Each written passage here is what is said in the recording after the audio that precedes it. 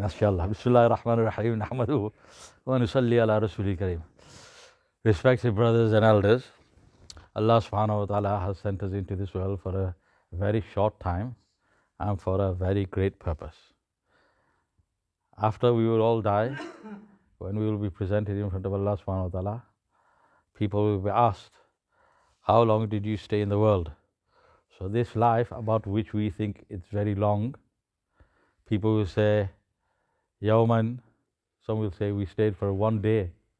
My 80, 100-year life, 70-year life was one day. And some will say, no, ba'da yawm. It wasn't even a full day, mate. It's half a day. كأنهم يوم يرونها لم يلبثوا إلا عشية أو ضحاها. Some will say it was just part of a morning. So it was part of an evening, man. We didn't even get our teeth into it. We'd not even settled down and it was time to go. Like one person, he said, Aaye to hui azan, chale to hui namaz. When we came into the world, the azan and iqamat was called in our ears. Yes? Are you married? So mashallah. When you have a child, inshallah, then we have to give azan. But gently, huh? You have to tell people, don't blow the kids' eardrums. Nice and gentle, you give azan, not full waqt azan, yeah? And then you give iqamat in the other one. But then, what happens is when a person dies, janazah namaz takes place, and there is no azan or iqamat. There is azan and iqamat for other salat, but not for janazah salat. So somebody said, why not? So he said, because the azan and iqamat was already given when you were born, and now it's your namaz. So, oh human, take a lesson from that. Your life is like the space between azan and salat. Yes? Between our masjids, between azan and salat is 15 minutes. And if it's maghrib salat, 15 seconds. Isn't it? So somebody said, Aaye to hui azan, chale to hui namaz. When we came into the world, azan was called. When we were leaving the world, namaz is. That's the shortness of the life. इतने कलील वक्त में इंसान भला क्या करे? What is a person expected to do in such a short time? What can you get done in such a short time? So our life is very, very short. And a sensible person is the one who realizes that, look, I'm on borrowed time. We've all come with a transit visa from Allah, and when that visa will expire, only Allah knows. Every day our visa is being extended by Allah subhanahu wa ta'ala, which is why Rasulullah sallallahu alaihi wasallam, every day when the sun would rise, 2 in 1, Shafi Bhai said, innit? So I'll do 2 in 1 now. Put your hand up from this Jamaat. When the sun would rise, karguzari ho jaye na. When the sun would rise in the morning, Rasulullah sallallahu alaihi wasallam would pray a dua. Any of you brothers?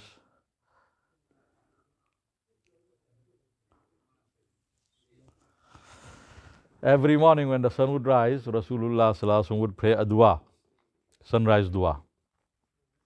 This is a sunnah that has died out in the ummah. When we go out in the path of Allah, we're supposed to be learning duas. Yeah? What is 40 days? 40 days is 40 duas learnt. 40 days is 40 taleems beginning to end. 40 days is 40 gash, 40 days is 40 tahajjud, 40 days is 40 bayan. Har amal ka chilla hai. My 40 days is not day 1, day 2, day 3, 39, going home, left home at 6 o'clock. Yes, on the day I came out.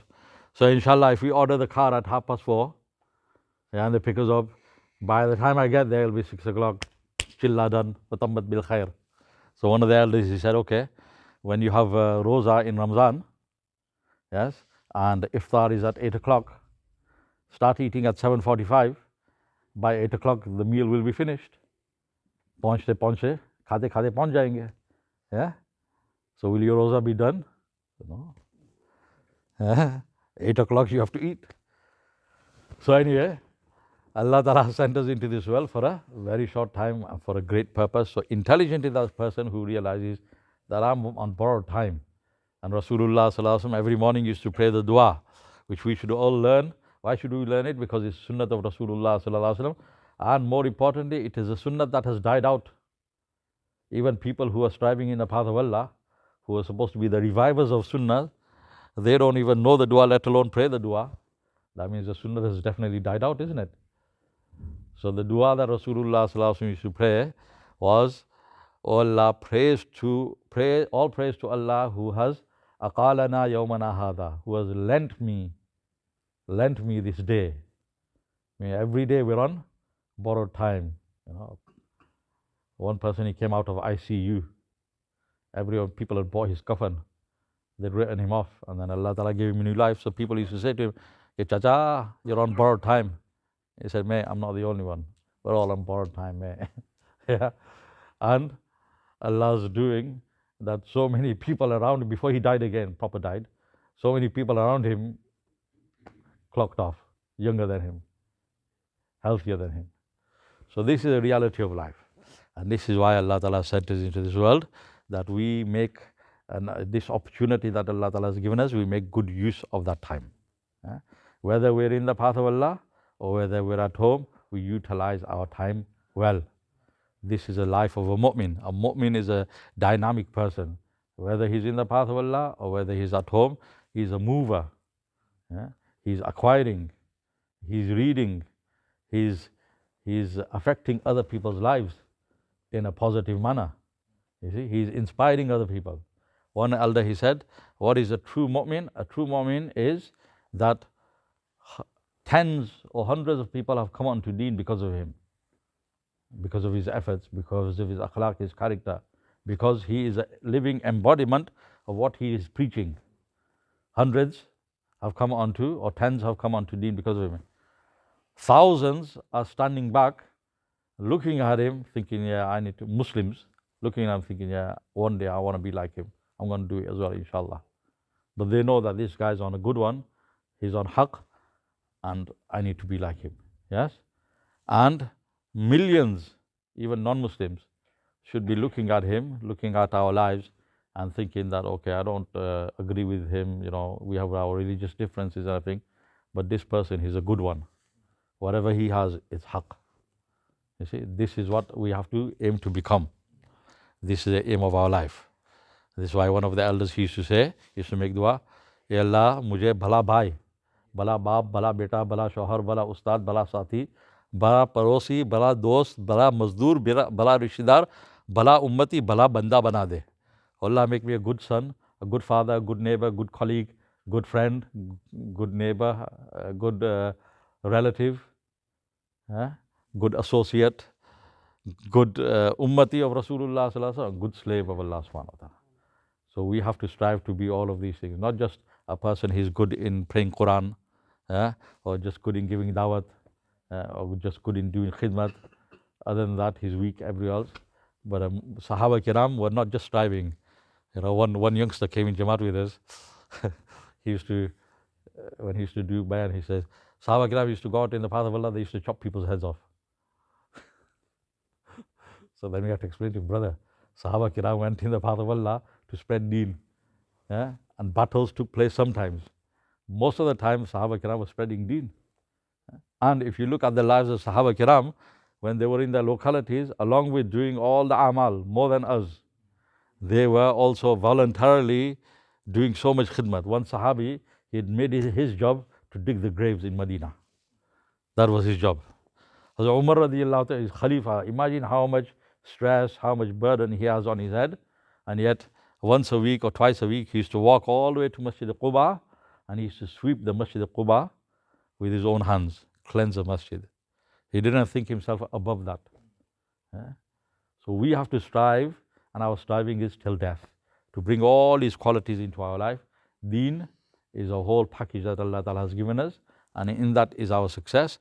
And the more we attach ourselves, I attach myself, you attach yourselves, our families, our women, our children, attach ourselves to deen in the proper manner, not just in the cultural manner, not just because everyone else is doing it, not just because, now it's become, like I say to brothers, that now, Allah forgive us, now to have a beard is fashionable, meaning it's in vogue. So a person knows that if I open a shop and I don't have a beard, if I don't have wear a kurta, jubba, people won't buy from me. If I've got a shop in a Muslim area, people think this guy's crooked.